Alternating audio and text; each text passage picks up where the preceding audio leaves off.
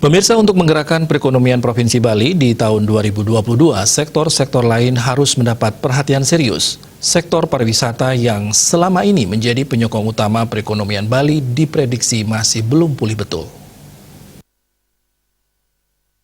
Berlangsung selama 2 tahun ini, kondisi perekonomian Bali anjlok sebagai akibat ambruknya penyokong utama ekonomi Bali, yakni sektor pariwisata. Terpuruknya ekonomi Bali telah berimbas kepada segala sektor kehidupan, salah satunya meningkatnya angka pengangguran dan rendahnya daya beli masyarakat.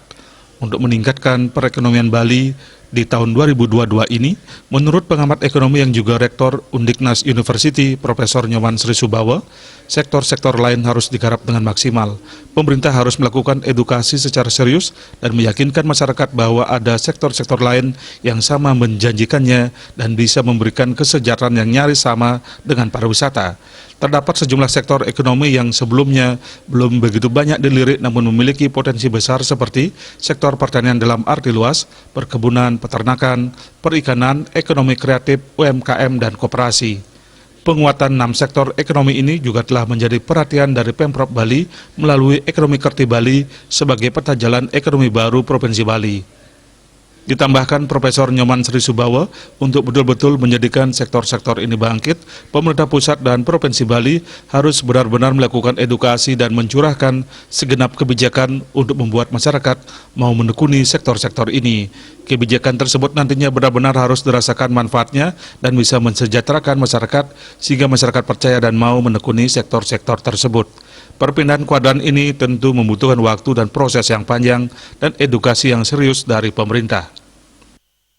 Itu menjadi momentum untuk kita pindah kuadran. Tetapi sesungguhnya ketika pariwisata kembali, mereka merasakan bahwa pariwisata menjadi sesuatu yang menghasilkan lebih cepat dari sisi pendapatan masyarakat kita.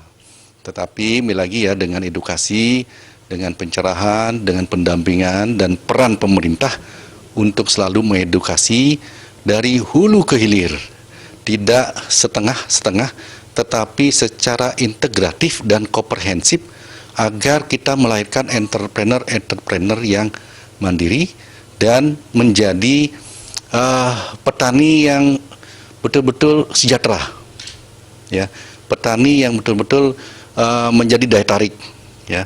Orang tertarik ketika pindah kuadran tentu sudah dibuktikan hasilnya bahwa seorang petani pun bisa sejahtera. Nah, ini mesti harus jadi pertimbangan. Ditambahkan Profesor Sri Subawa, jika ini berhasil tentu akan memperkuat fondasi ekonomi Bali yang tidak hanya bertumpu pada pariwisata saja, namun juga sektor-sektor lainnya ikut kuat. Riyaso Bali TV.